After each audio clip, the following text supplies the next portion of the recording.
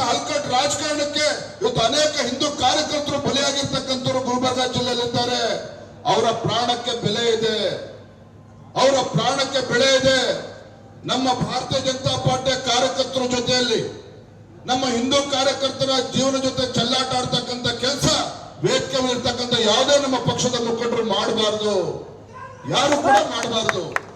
ಬಹಳ ನೋವಿನಿಂದ ಮಾತನ್ನು ಹೇಳ್ತಾ ಇದ್ದೇನೆ, ಬಹಳ ನೋವಿನಿಂದ ಮಾತನ್ನು ಹೇಳ್ತಾ ಇದ್ದೇನೆ.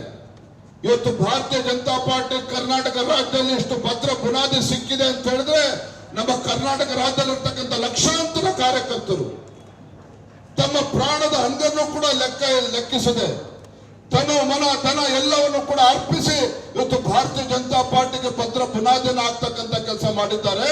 ಅಂತ ದೇವದುರ್ಗವಾಗಿರ್ತಕ್ಕಂಥ ಕಾರ್ಯಕರ್ತರಿಗೆ ಅಪಮಾನ ಆಗದ ರೀತಿಯಲ್ಲಿ ನಾವಿತ್ತು ಒಗ್ಗಟ್ಟಾಗಿ ಒಂದಾಗಿ ಇವತ್ತು ಪಕ್ಷ ಸಂಘಟನೆ ಮಾಡಬೇಕಾಗಿದೆ. ಗುಲ್ಬರ್ಗಾ ಜಿಲ್ಲೆಯಲ್ಲಿ ವಿಶೇಷವಾಗಿ ಅಧಿಕಾರ ಬಂದಾಗ ಕಾರ್ಯಕರ್ತರು ಮರಿತೇವೆ, ಅಧಿಕಾರ ಬಂದಾಗ ಕಾರ್ಯಕರ್ತನ ಮರಿತೇವೆ. ನಾನು ಯಾಕೆ ಬಹಿರಂಗವಾಗಿ ಹೇಳ್ತಾ ಇದ್ದೇನೆ ಅಂತ ಹೇಳಿದ್ರೆ ಪತ್ರಿಕಾ ಮಾಧ್ಯಮದ ಸ್ನೇಹಿತರು ನಂಗೆ ಪ್ರಶ್ನೆ ಮಾಡಿದ್ರು, ನೀವು ಬಂದಾಗ ಪಕ್ಷಕ್ಕೆ ಜೀವ ಬರ್ತದೆ, ನೀವು ಹೋದ್ಮೇಲೆ ಮತ್ತೆ ಪಕ್ಷದ ಮುಖಂಡರು ಸತ್ತು ಹೋಗ್ತಾರೆ ಅಂತ ಹೇಳಿ. ಹಾಗಾಗಿ ಎಲ್ಲರೂ ಕೂಡ ಕೈ ಜೋಡಿಸಿ ಪ್ರಾರ್ಥನೆ ಮಾಡ್ತಾನೆ, ಜಿಲ್ಲೆಯ ಅಧ್ಯಕ್ಷರಾಗಿ ಎಲ್ಲರೂ ಕೂಡ ವಿನಂತಿ ಮಾಡ್ತಾನೆ, ಆಗ್ರಹವನ್ನು ಕೂಡ ಮಾಡ್ತಾನೆ.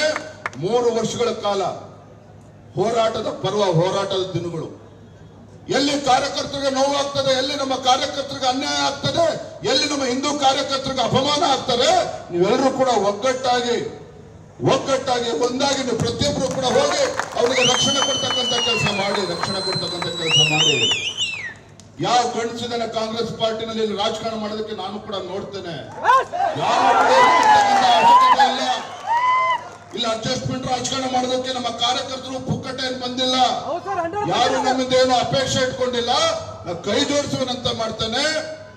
ಚುನಾವಣೆ ಬಂದಾಗ ರಾಜಕಾರಣ ಮಾಡೋದನ್ನ ಬಿಟ್ಟು ವರ್ಷ ಪೂರ್ತಿ ರಾಜಕಾರಣ ಮಾಡ್ತಕ್ಕಂಥದ್ದು ಅಭ್ಯಾಸ ಮಾಡಿ ಗುಲ್ಬರ್ಗಾ ಜಿಲ್ಲೆನಲ್ಲಿ ಪ್ರತಿಯೊಂದು ವಿಧಾನಸಭಾ ಕ್ಷೇತ್ರದಲ್ಲಿ ಯಾಕೆ ಭಾರತೀಯ ಜನತಾ ಪಾರ್ಟಿ ಗೆಲ್ಲೋದಕ್ಕೆ ಸಾಧ್ಯ ಇಲ್ಲ, ರಾಜ್ಯದ ಅಧ್ಯಕ್ಷನಾಗಿ ನಾನು ಕೂಡ ಸವಾಲನ್ನು ಸ್ವೀಕಾರ ಮಾಡ್ತೇನೆ. ಯಾವನೇ ಬರಲಿ ಅವನ ಶಕ್ತಿಯನ್ನು ಮೆಟ್ಟಿಲ್ತಕ್ಕಂಥ ಶಕ್ತಿ ಭಾರತೀಯ ಜನತಾ ಪಾರ್ಟಿಯ ಪ್ರತಿಯೊಬ್ಬ ಕಾರ್ಯಕರ್ತನಿಗೂ ಇದೆ. ನೀವು ದಯವಿಟ್ಟು ಎಲ್ಲರೂ ಕೂಡ ಒಗ್ಗಟ್ಟಾಗಿ